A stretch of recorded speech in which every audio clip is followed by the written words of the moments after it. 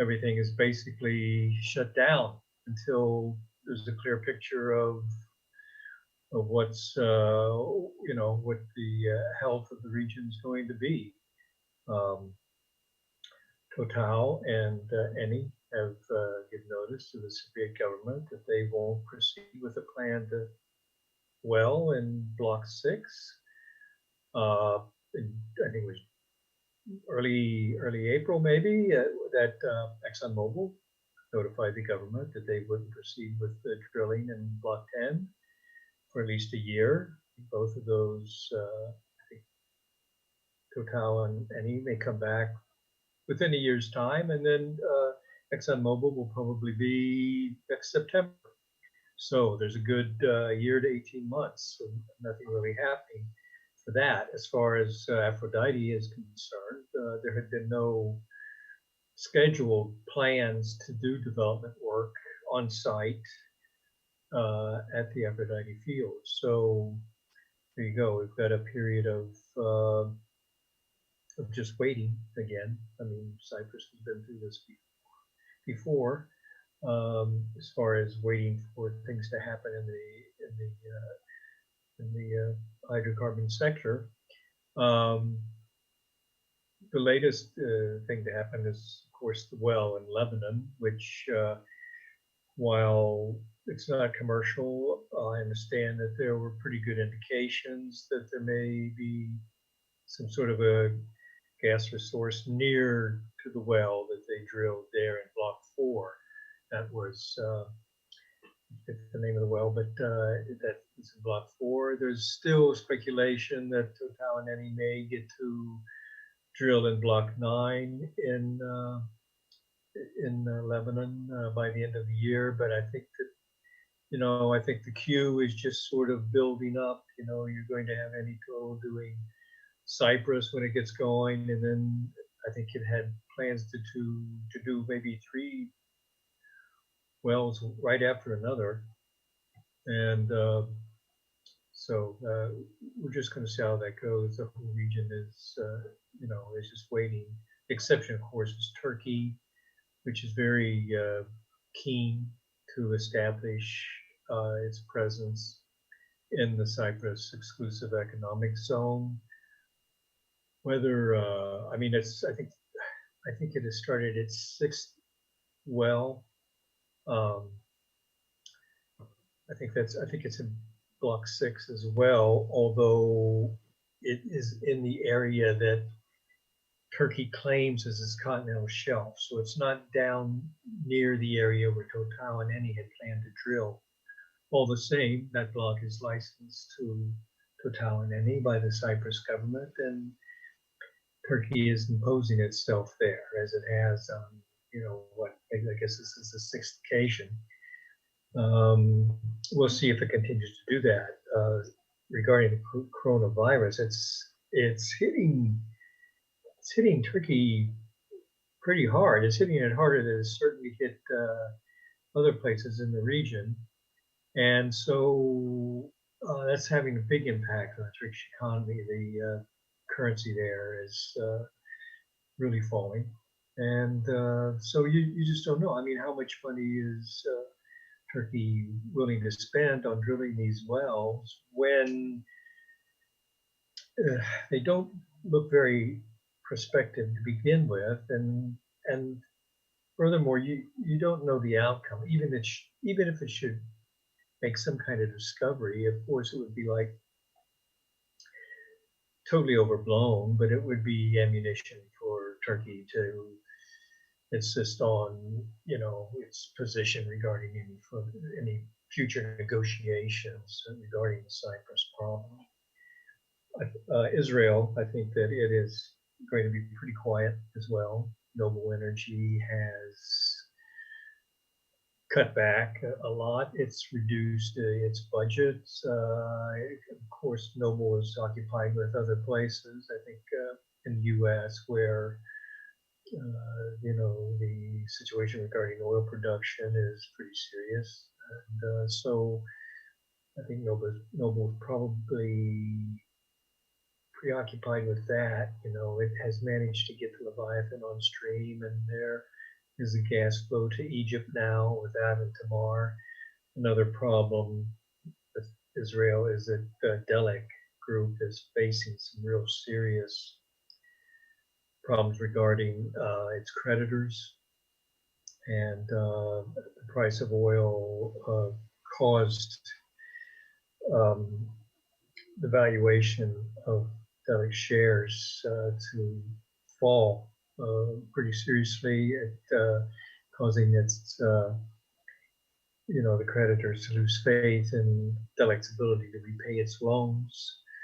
Um, Delek has already sold off a lot of assets, and you just don't know how far that's going to go before they can balance things out. Of course, they're loath to lose any of their energy assets. So I mean, that's Delek's a big group, and they've been you know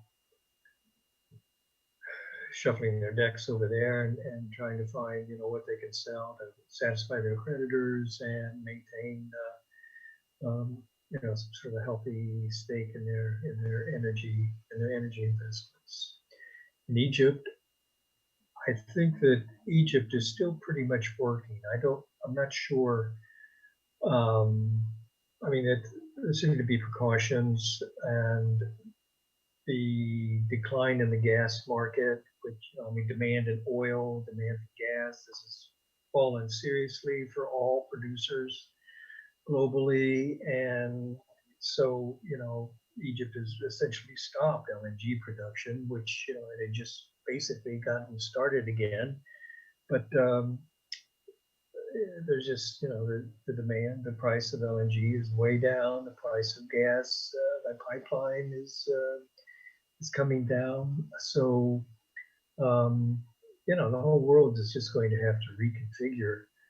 Um, and wait. And I'm hoping that the situation will ultimately work to the benefit of Cyprus and the other countries in the region because of the state of the markets. The gas market, in particular, is there's I think I was it around $2 or something for a million BTU. It's really, really very low. So I mean, the world is just awash with oil and gas, and the markets aren't there right now because people aren't using stuff as much as they were, and factories are closed down, manufacturing.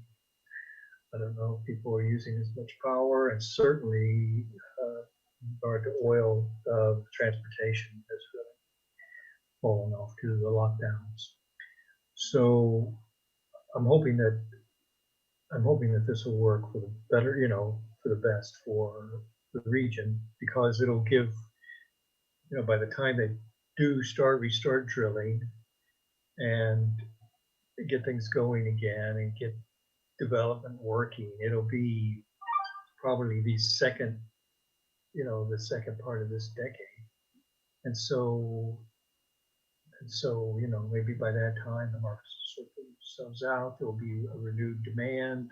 Um, you know, you don't know where it's going to go. I mean, in the course of this, I've seen a lot of speculation about the impact that this drop in demand for oil and gas will have on renewables, and it could be that a lot of companies will see this as an opportunity to pursue renewables sooner than what they would have. So it's going to be, I think it's going to take a good year or two for all of this to really be sussed out. I mean, bear in mind, the switch to renewables, if you bear in mind the Paris Climate Accord agreement,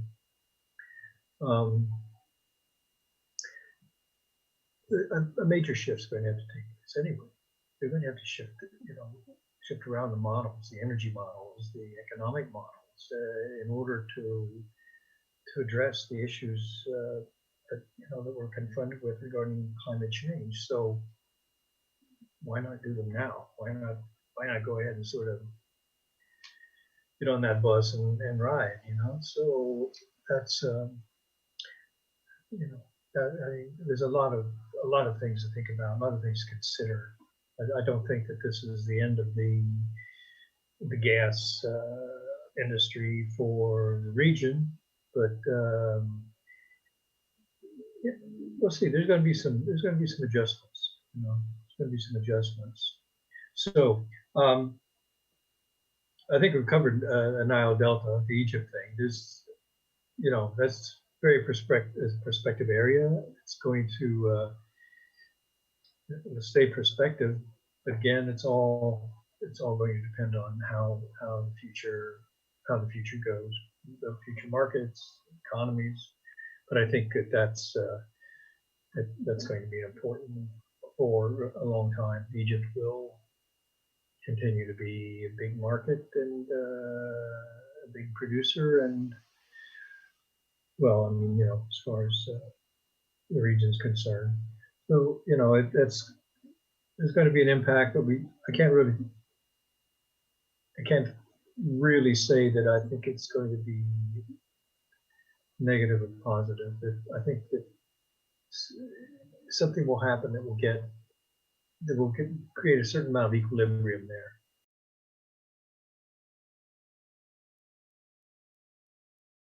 As far as future transportation projects, again, when we're talking, I think what's getting a lot of attention, or what has of late, is the EastMed gas pipeline project. And this has always been highly speculative from the beginning. I think it'll continue to be. That's 2,000 kilometers worth of subsea pipeline that will go to depths of 3 kilometers for 10 BCM capacity a year. I don't know. $7 billion for that. I just don't know. And that is another issue that's got Turkey so worked up. That's why it has been so, well, it's one of the reasons why it's been so keen to establish its blue homeland, which it claims stretches as far as Libyan waters. And so, you know, I think we're in the realms of fantasy here, but I mean, the pipeline, technically it could work. We'll see if Europe really needs to go ahead with that. But again, I think it'll be a few years, although the political impetus behind it is pretty strong. But we'll see what happens if there's an investment impetus comes with it. And again, that won't be until there's a lot of drilling, until there's a substantial amount of gas available for export in the East Mediterranean. I'm inclined to think that if there are some substantial discoveries made in the Cyprus EEZ, that they would probably be aggregated to and directed to an onshore LNG plant here in Cyprus. Back to the original idea that came out, nearly 10 years ago. And I think that Cyprus would prefer that.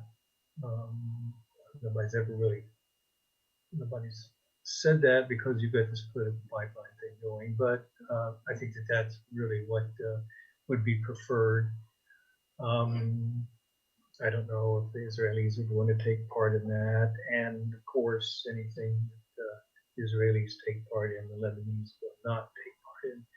So, and also, Egypt has its own LNG industry that it's keen to develop, and so again, it's all going to depend on how much drilling is done in the years ahead, and what resources are made available, and what demand there may be for EastMed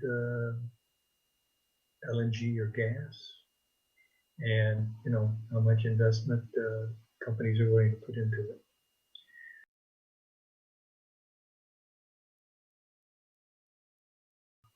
the future of regional energy cooperation is something that I think has a positive future. I think, I mean, unless things really get awful somewhere and spread here, I think that for the most part, the countries want to cooperate. Certainly, Cyprus, Greece, and Israel have made it clear that they're interested in cooperating, most significantly with the East pipeline. But I think that cooperation isn't limited to that. I think that there's still like this Eurasia interconnector system that the company here in Cyprus is hoping to put together. Could be if it doesn't go, if the interconnector doesn't go all the way to mainland Greece, it could connect Egypt, Israel, Cyprus. We'll see about that. I think the East Mediterranean Energy Forum is a very good platform for the countries of the region to meet in. I think it builds a political allies. I think it sort of allows everybody in the region to get to play a role one way or another. I mean, there's some countries such as Jordan who doesn't have these resources yet. It's been invited. It's to participate. Same with the Palestinians who do have resources and Gaza Marine, but have never been really allowed to develop them. Ultimately, Lebanon may get involved in that, but we'll see. So I think that the forum is. I think that's a very good way to move the whole region forward. Exception there, of course, as always, is Turkey, and Turkey's denounced the organization because I'm just under the impression that Turkey just wants to run the whole show, and that it has to be in charge of whatever it is that it's involved in as far as this region goes. But the other countries just aren't interested in having that. The other groups that I think have proved to be very beneficial are the trilateral meetings of Greece and Cyprus and Israel, Greece and Cyprus and Egypt. I think there's one Greece, Cyprus, and Jordan. I think they've considered Greece, Cyprus, Lebanon, and those are good too. I think Cyprus has done really well on organizing these sort of things. It builds political support for its cause, of course, trying to end the Turkish occupation, but also, it also connects the businesses, allows governments to see what they might be able to do together. This is in contrast to 15 years ago when they really weren't working together very well. But I think I'm not an advocate of saying that pipelines or peace pipelines or anything like that. Usually they're more of a source of conflict. But I think that there are projects that oriented towards energy that all these countries can cooperate in, either as a bunch or bilaterally or trilaterally, or even bigger under the auspices of the East Med energy form, gas form. Sorry, and so I think there's a lot that's going to happen. It's just that we're all it's all out to lunch right now. It'll be a while before we can actually feel as if the whole the region is taking off in the way that I think most people would like